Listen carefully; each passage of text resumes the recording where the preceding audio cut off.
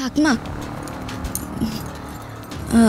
তোমাদের মাঝে কথা কইছি তাই ক্ষমা চেয়ে নিচ্ছি।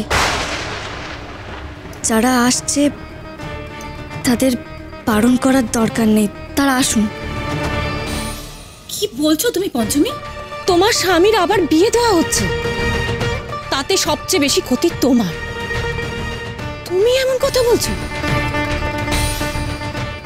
জ্যোতিষ মাসি এলে আমি ঠিক তার কাছ থেকে বাবার হদিশ জেনে নেব, আরে পেও আমি আটকাবো। জ্যোতিষ মাসির মুখোমুখি আমার হতেই হবে। চুপ করে আছিস কেন? ছোট বউবার প্রশ্নের উত্তর দে। দাদু ভাইয়ের সাথে এই চিত্রার বিয়ে হলে তোকে ভুলতে হবে তাকে। তোর ঘর ভেঙে যাবে, স্বামী অন্য কারোর হয়ে যাবে, মানতে পারবি সেটা? কেন তুই সেই সুযোগ দিবি বলতো এদের? তুই কেন তোর অধিকার দাবি করবি না? তুই দাদু ভাইয়ের বউ, সেই অধিকার ছেড়ে বলছিস কিনা ওই চিত্রা আর তার মা আসুক, বিয়ের কথা এগোক। পঞ্চমী তো শুনেছে কি কারণে চিত্রা আসছে, তাহলে পঞ্চমী কেন চাইছে ওরা আসুক? মা, আপনি যতই বলুন পঞ্চমীকে, আমার সিদ্ধান্ত বদলানোর ক্ষমতা কারণ নেই। পঞ্চমী কিঞ্জলের বউ নয়, আর কখনো ছিলও না। আপনারা যদি ওকে কিঞ্জলের বউ হিসেবে ভাবেন, তাহলে আমার কিচ্ছু করার নেই সেখানে। দেখেছিস রাখবো, বুঝতে পারছিস তোর জায়গাটা বড় বউ অন্য কাউকে দিতে চাইছে। তুই খোল না বউ, নিজের সবটুকু ছেড়ে দিস না। আমি বুঝতে পারছি ঠাকমা, আমি বরং আরো অনেক কিছু বুঝতে পারছি যা তুমি বুঝতে পারছো না। আমি সত্যিই চাই ওই মহিলা আসুন, তারপর যারও অনেক হিসেব বাকি।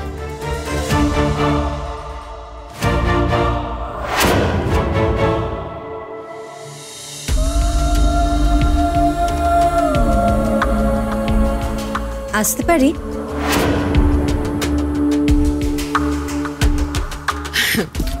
আসুন আসুন আসুন। আপনাদের কথাই হচ্ছিল এতক্ষণ। আপনার মেয়ে এসেছি।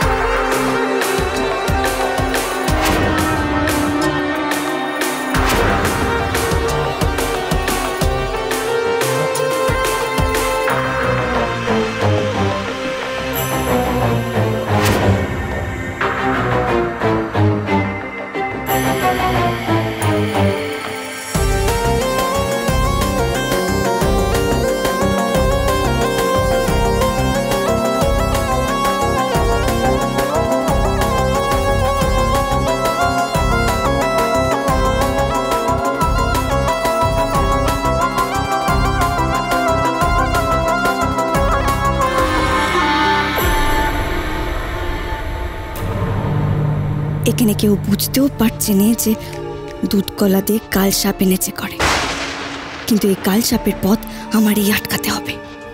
এসো চিত্রা, তোমাকে সবার সাথে আলাপ করিয়ে দিই।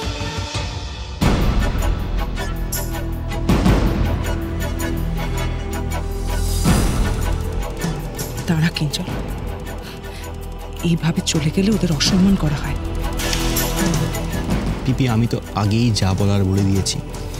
হ্যাঁ, কিন্তু এই মুহূর্তে এখানে থাকতে তো তোর কোনো অসুবিধা নেই। ইনি কিঞ্জলের মা। থাক থাক থাক থাক থাক।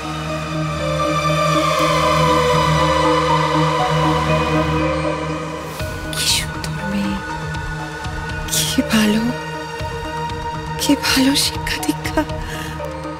ঠিক এমন মেয়েটাই তো চেয়েছিলাম আমার ছেলের জন্য।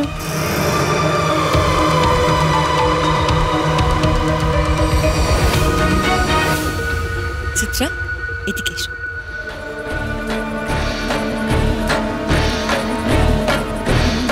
উনি কিঞ্জলের ঠাম্মা।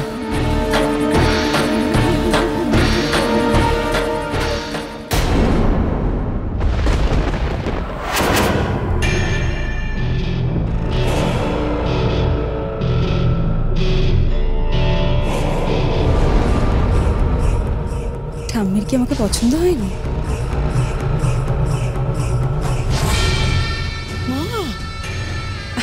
আন্টি থাক না, আমি ঠাম্মির মন জয় করেই ছাড়ব, কথা দিলাম।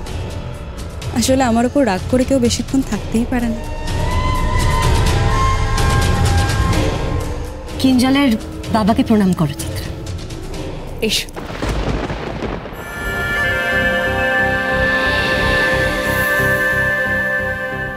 ইনি হলেন কিঞ্জলের বাবা। হ্যাঁ, থাক থাক।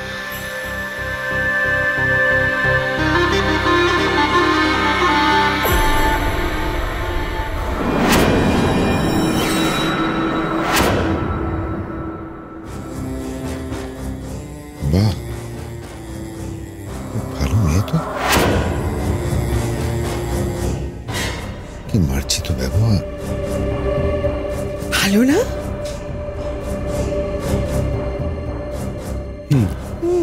আরে শ্বশুর বাবা তো একটু আগেই মানে বিরোধিতা করছিল, এই বিয়ের এগেইনস্টে ছিল, হঠাৎ করে কি বলে প্রশংসা করছে কেন? পুরো পাল্টে গেল ছিটুমুনি। বাবুর বাবা তো এই বিয়েতে রাজি ছিলেন না, অমত করছিলেন, হঠাৎ করে মন কানা ঘুরে গেল ওনার।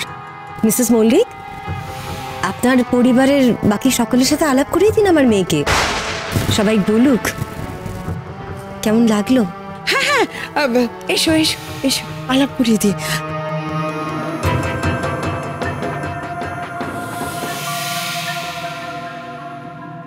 কেমন আছো অদ্রিজা?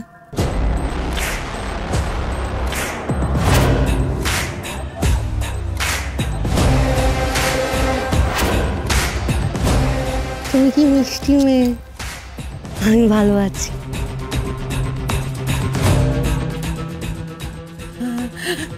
আমার জামাই।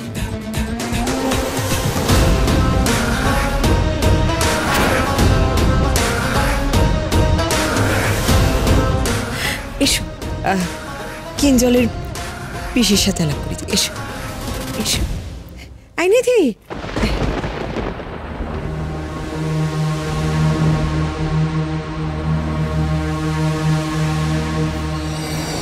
কি সুন্দরী আধুনিক মেয়ে, এরকম মেয়ে তো আমাদের কিঞ্জলের উপযুক্ত।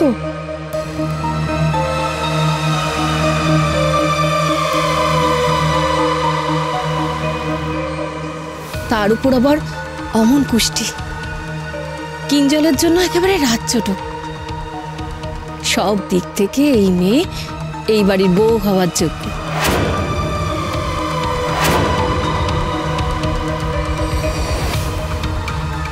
ছোট বৌমা হঠাৎ মেয়েটার প্রশংসা করে এ বিয়ে হোক বলছে কেন? সবার হলো কি, দাদু ভাইও মেয়েকে দেখে মত বদলে ফেলবে না তো? এসেই ও একে একে সবাইকে বশ করে ফেললো। এবারে এরা একেবারে আটকাট বেঁধেই এসে দেখছি।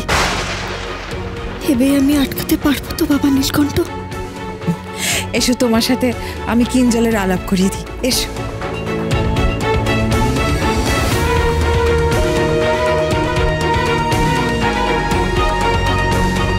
কিঞ্জল,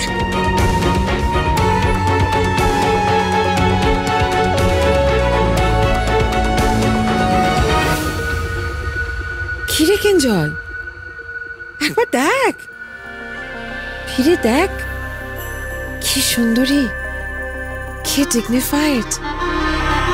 তুই দেখলে ওকে বুঝতে পারবি যে এরকম মেয়েই তোর পাশে মানায়।